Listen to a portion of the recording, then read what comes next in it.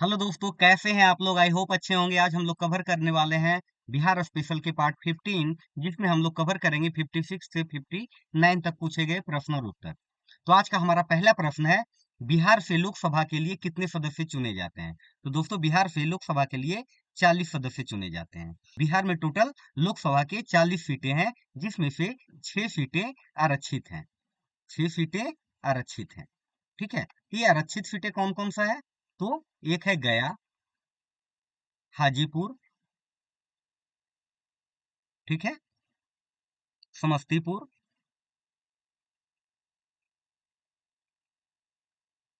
और चौथा हो जाएगा फिर आपका जमुई, पांचवा गोपालगंज,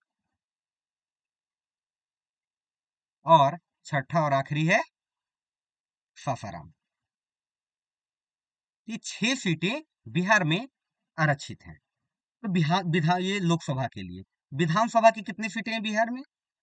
तो विधानसभा के लिए बिहार में है 243 सीटें, जिसमें से 40 सीटें आरक्षित हैं। 40 सीटें आरक्षित हैं। ये 40 सीटें में 38 सीटें हैं एससी कैंडिडेट के लिए, और 2 सीटें हैं एसटी कैंडिडेट के लिए। एसटी कैंडिडेट के लिए दोनों सीटें हैं, एक है मनिहारी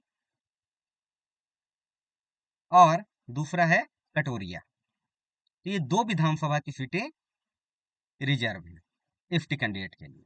ठीक है दोस्तों, अगला प्रश्न चलते हैं। बिहार का अद्वितीय त्योहार क्या है? तो बिहार का अद्वितीय त्योहार है छठ पूजा। ठीक है, ये सभी लोग जानते होंगे। आगे चलते हैं। बिहार के कौन से स्थान में गांधी जी ने अपना प्रथम सत्याग्रह किया था? तो आप लोग को सबको पता होगा, चंपारण में राजकुमार शुक्ल के आमंत्रण पे इन्होंने चंपारण में पहला सत्याग्रह किया था। तो गांधी जी की अगर बात करें तो ये 1893 में साउथ अफ्रीका चले गए थे। उसके बाद ये 1915 में यहाँ पे लौटते हैं। ठीक है, चलिए। पटना में किस सिख गुरु का जन्म हुआ था? तो ये 10वें गुरु गोविंद सिंह का जन्म हुआ था। 10वें सिख गुरु थे, और ये आखिरी सिख गुरु थे। इसके बाद गुरु ग्रंथ साहिब एक ग्रंथ को ही गुरु मान लिया गया था। ठीक है। तो ये इनका जो अगर जन्म की बात करें तो 1666 ईस्वी में हुआ था। ठीक है। और इनके पिता का नाम क्या था? तो इनके पिता 9वें सिख गुरु थे, और इनका नाम था तेज बहादुर। इनके पिता का नाम क्या था? तेज बहादुर। 1922 में गया इंडियन नेशनल कांग्रेस के अधिवेशन के अध्यक्ष कौन थे? तो देखिए, ये थे चित्तरंजन दास। उससे पहले भारतीय राष्ट्रीय कांग्रेस का जो पहला अधिवेशन जो बिहार में हुआ था, जो कि 27वां अधिवेशन था, वो हुआ था बांकीपुर पटना में। कहाँ हुआ था? बांकीपुर पटना। ठीक है। मधोलकर इसके अध्यक्ष थे। और दूसरा हुआ 1922 में, तो ये हो गया 37वां। इसके अध्यक्ष थे चित्तरंजन दास। ठीक है, अगला प्रश्न देखते हैं। जयप्रकाश नारायण किस नाम से पहचाने जाते थे? तो जयप्रकाश नारायण को लोकनायक भी कहा जाता था। ठीक है।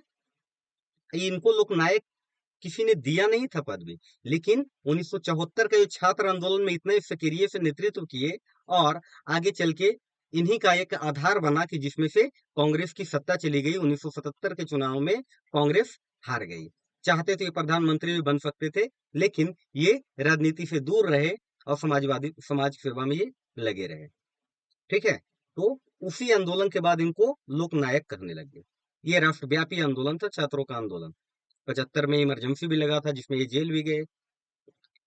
बिहार में डालमिया नगर किसके लिए प्रसिद्ध है? तो बिहार में ये डालमिया नगर सीमेंट के लिए प्रसिद्ध है। ठीक है। और भी इसके अलावा कुछ उद्योग है, जैसे चीनी उद्योग, कागज उद्योग। डालमिया नगर इसलिए प्रसिद्ध है। कहाँ है ये डालमिया नगर? तो ये है रोहतास जिला में। कहाँ है? रोहतास जिला। बिहार में कितना वर्ग मीटर वन है? ये थोड़ा सा पुराना क्वेश्चन है, तो वर्तमान का हम लोग अभी कवर करेंगे इसमें। तो वर्तमान में 7,532 वर्ग किलोमीटर वन है। ठीक है, वर्तमान में।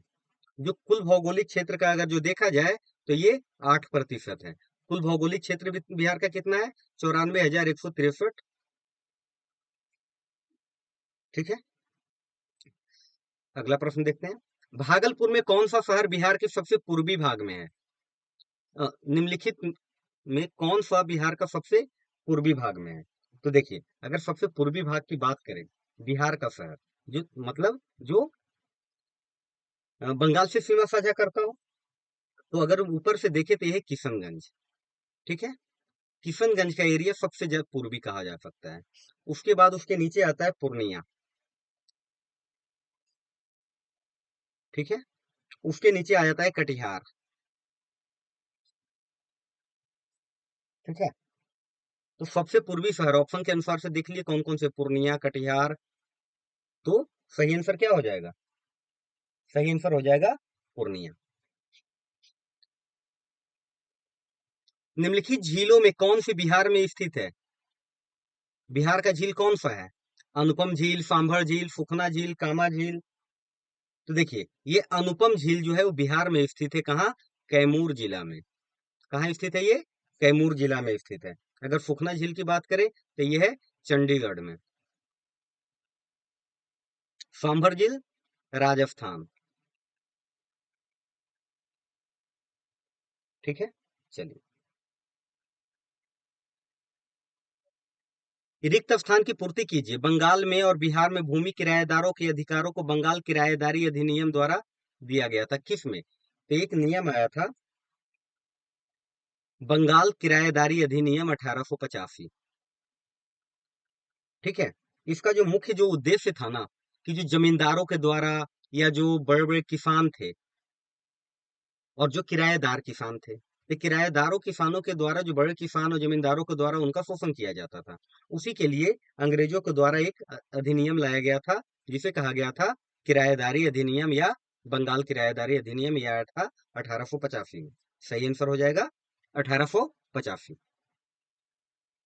1920-22 के असहयोग आंदोलन के दौरान बिहार में प्रचलित मान्यताओं में से यह एक भी थी कि उनकी जीत होगी, क्योंकि धर्म के प्रतीक हैं, निपुण राजनीतिज्ञ थे, उनके अंग्रेजों को हराने का तरीका पता था, अंग्रेजी जानते थे। तो ये सब नहीं, इनको लोग धर्म के प्रतीक मानते थे। गांधी जी को लोग पूजा भी करते थे, गांधी भगवान भी बोलते थे कुछ लोग।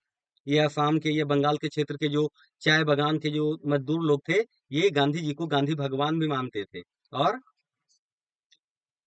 इसलिए इनका इनको विश्वास था कि ये पूरा एक धर्म के प्रतीक है, इसलिए हमारी जीत होगी। ठीक है, इनमें से कौन बिहार के किसान नेता थे? स्वामी विद्यानंद, स्वामी सहजानंद, सरदार वल्लभ भाई पटेल। तो देखिए, अगर बात करें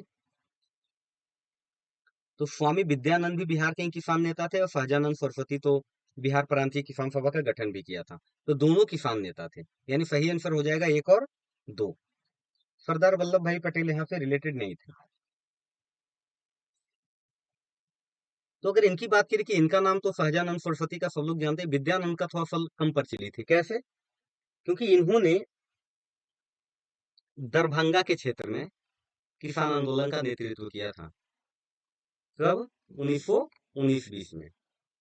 ठीक है, असहयोग आंदोलन 1920 में शुरू हुआ था, उस समय ये दरभंगा में किसान आंदोलन का नेतृत्व कर रहे थे। मुद्दा क्या था वहां भी? जमींदारी कर वगैरह को लेकर के ही मेन मुद्दा था। और स्वामी सहजानंद सरस्वती 1929 में बिहार प्रांतीय किसान सभा का गठन किए, और 1936 में लखनऊ में अखिल भारतीय किसान सभा का गठन किया, जिसका खुद अध्यक्ष थे और इंदिरा रंगा सचिव थे। किस क्षेत्र में राहुल संकृत्यायन 1920 के असहयोग आंदोलन में सक्रिय थे? ये थे छपरा के क्षेत्र में। ठीक है, ये हिंदी भाषा के साहित्यकार थे।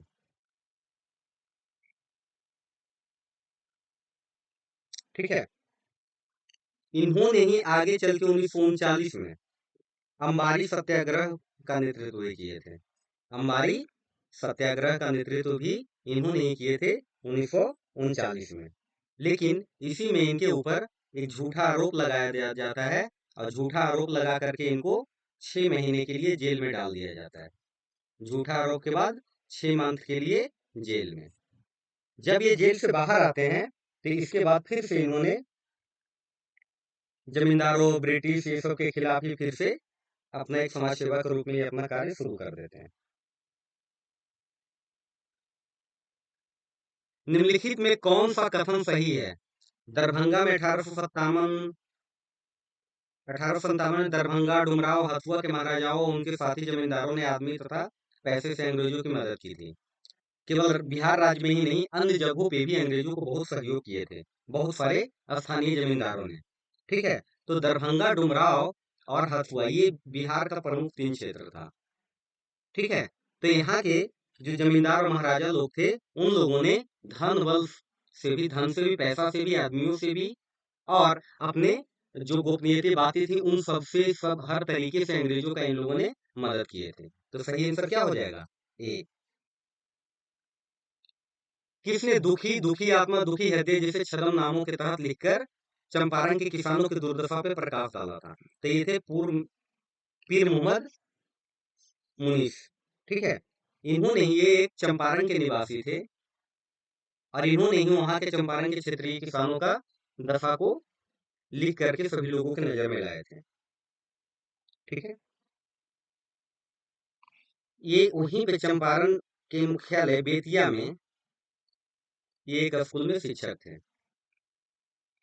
ठीक है, तो आज के लिए इतना ही। मिलते हैं आगे के प्रश्नों में। और आज हो सकता है थोड़ा बहुत वॉइस का दिक्कत रहा हो तो मैनेज कर लीजिएगा। मिलते हैं अगले क्लास में। जो लोग नए हैं वो विद्यार्थी पीसीएस को लाइक शेयर और सब्सक्राइब कीजिए। धन्यवाद।